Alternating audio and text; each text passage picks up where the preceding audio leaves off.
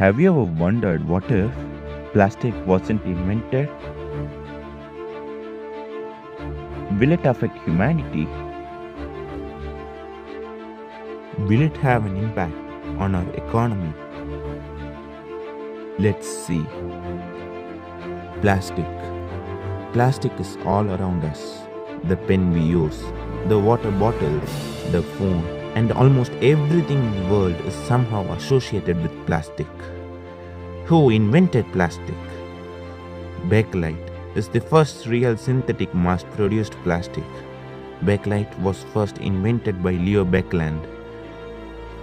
Let's imagine somehow we time travel to the past and convince Baekeland not to introduce bakelite to the world. Let's convince him by explaining the current problems and climatic changes that we are facing due to plastic waste. Baekeland feels sad about the problems which has arrived due to plastic and decides not to introduce bakelite to the world. So the question is Baekeland the only person researched on plastic? Of course no. But in this case, let's again assume that it's just Baekeland who was researching regarding plastic. So what happens now? If plastic wasn't invented, the world will suffer a lot. Food industries use plastic cover in packaging process. Since plastic wasn't invented, they need to use glass and paper, which will result in a great economical crisis. Papers are obtained from trees, so large number of trees need to be cut to fulfill our needs. And this results in deforestation, which leads to a drastic change in climate. But on the bright side, since there is no plastic dumping in the ocean, more than 700 marine species can be saved.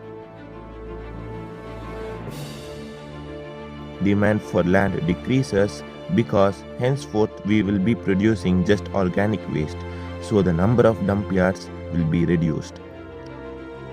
Organic waste can be converted into compost to grow plants.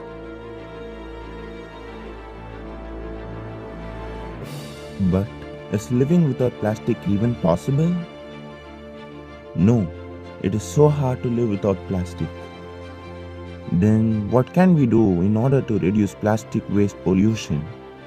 Well, the solution is to ban single-use plastic all over the world, which reduces the amount of plastic waste which we are currently generating.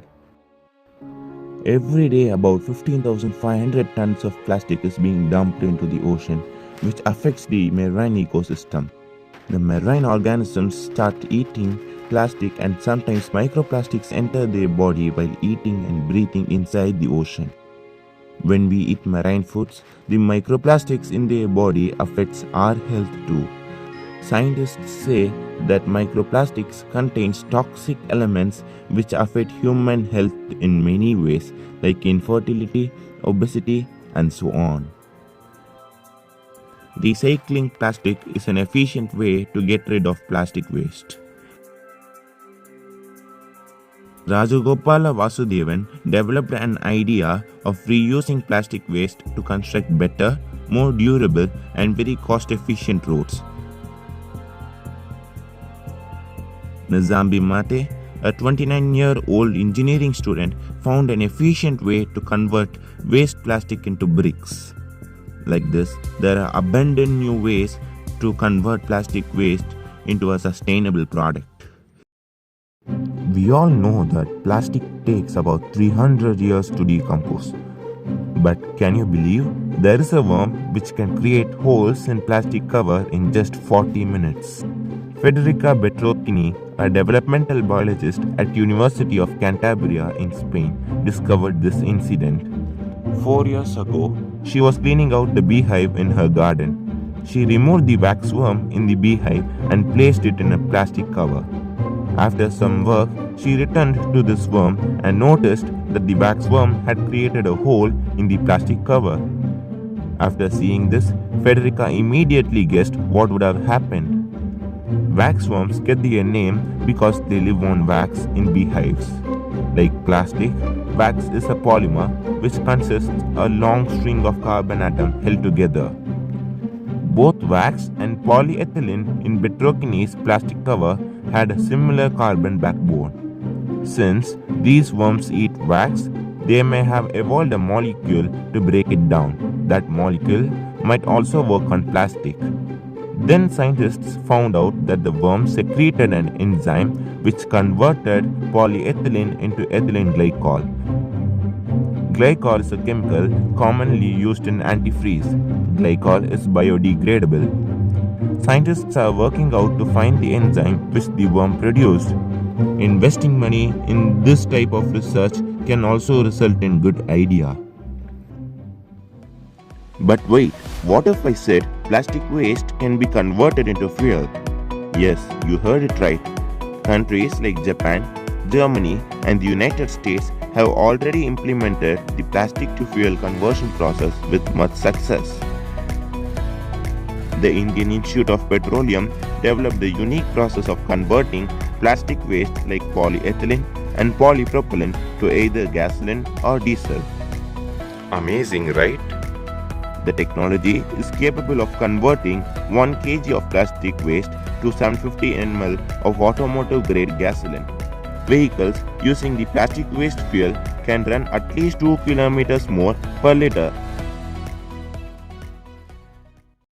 Every day, India produces about 26,000 tons of plastic waste. So in just 1 year, we Indians produce 9.5 million tons of plastic waste. If we convert these plastic waste into fuel, we can produce about 7,078.5 billion liters of fuel. India uses about 27 billion liters of diesel per day. So the plastic waste converted fuel is more than enough for 8 months of use. Of course, not all plastic can be converted into fuel. Even if 50% of plastic waste is converted into fuel, that is more than enough for 4 months of use. By this process, we can reduce plastic waste pollution, and at the same time, we will be having enough fuel for our needs. We have a lot of solutions to reduce plastic waste. Then why nobody is acting upon it? The reason is simple. Either people don't know about it, or even after knowing, they ignore that. Strict rules must be brought regarding the plastic waste segregation. Everyone should stop buying single-use plastic, even if the shopkeeper sells it. Everyone need to recycle plastic in a useful way. We all should join together as a community to recycle plastic wastes. Everything doesn't happen on its own. We need to react.